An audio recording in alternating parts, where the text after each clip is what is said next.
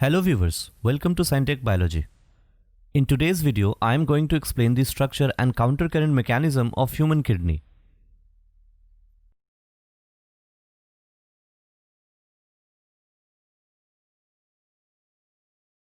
The structure of urinary system function to filter blood and remove waste from the body. The kidneys are the blood filtering organ. Blood enters the kidney through the renal arteries. Within the kidneys, the substances are filtered out of the blood into urinary structure. Some substances are then reabsorbed back into the blood and others are secreted into the urine. This three-step process cleans blood and creates the waste products urine. Urine exits the kidney and moves down the ureter to the urinary bladder. As the bladder fills, interactions with the brain and nerves contract and relax the muscular structure and urine is pushed out through the urethra in the process called micturition. The major excretory organ of mammals is the kidney. Humans have two kidneys located in the upper rear region of the abdominal cavity. The urine they produce is conducted to the urinary bladder through the ureters. The urethra drains the bladder.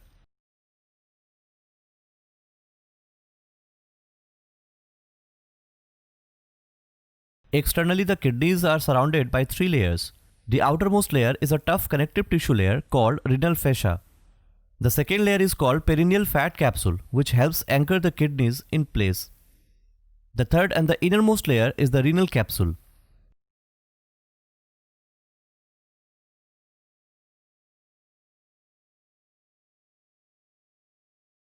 The internal structure of kidneys includes an outer cortex and the inner medulla.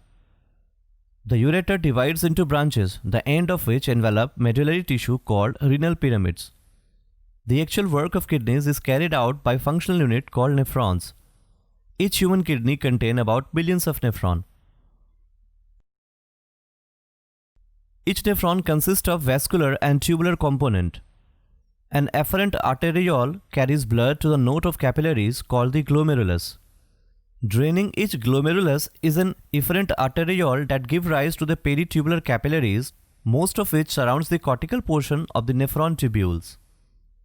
Blood pressure forces water and small molecules to be filtered from the glomerulus and collected in Woman's capsule. The initial segment of the renal tubule is called the proximal convoluted tubule. The glomerulus, Woman's capsules and the proximal convoluted tubules of each nephron are located in the cortex region.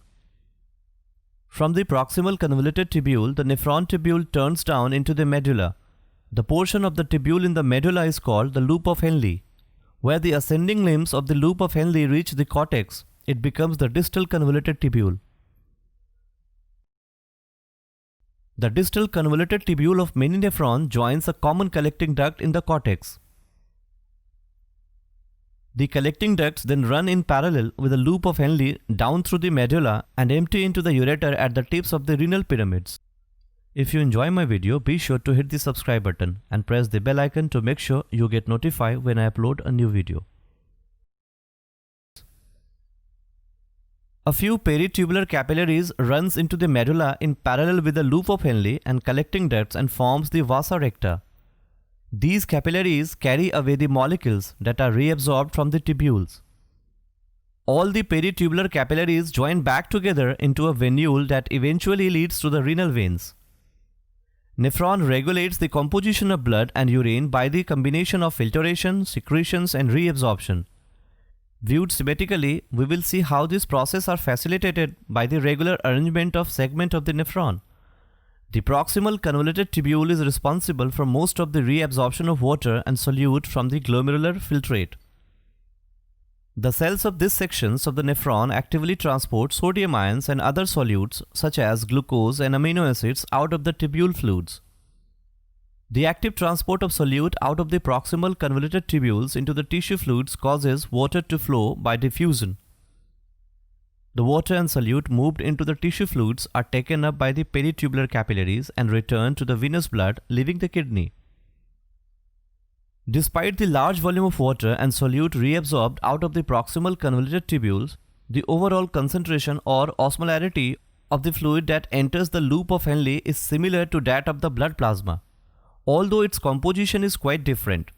The ability of the kidney to produce urine that is hypertonic to the blood plasma is due to the loop of Henle. The loop of Henle does not concentrate the urine directly, rather it functions as a countercurrent multiplier, creating a concentration gradient in the surrounding medulla. To understand the countercurrent multiplier mechanism, it is easiest to move backward through the tubule, starting with the thick ascending limbs. The thick ascending limbs actively transport sodium ions from the tubule fluid that moves it into the surrounding tissue fluid. Chloride ion follow passively. The thick ascending limb is not permeable to water, so the reabsorption of sodium ion and chlorine ion out of this part of the tubule is not followed by the outward diffusion of water. This reabsorption of sodium ion and chloride ion raises the concentration of solute in the surrounding tissue fluids.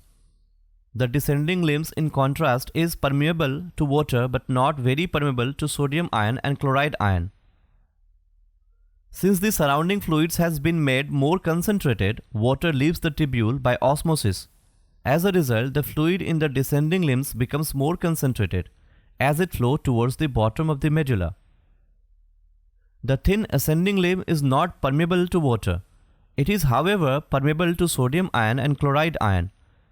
Since the tubule fluid is more concentrated than the surrounding tissue, sodium ion and chloride ion diffuses out. The thick ascending limbs continues to move sodium ions and chloride ions to the medulla by active transport. As a result of this process, the tubule fluid reaching the distal convoluted tubule is less concentrated than the blood plasma, and the solute that have been left behind the renal medulla have created a concentration gradient in the surrounding tissue fluid. Since the fluid entering the distal convoluted tubule is less concentrated than the surrounding cortex, the tubule loses water osmotically as it flows towards the collecting duct. The tubule fluid entering the collecting duct is at the same concentration as the blood plasma. However, since sodium ions and chloride ions have been moved out of the tubule fluid, urea and other waste products make up a greater proportion of its total solute content. As the collecting duct descends from the cortex to the tip of the renal pyramids, the concentration gradient established by the loop of Henle increases. This increasing solute concentration causes more and more water to be absorbed from the fluid, thus concentrating the urine in the collecting ducts.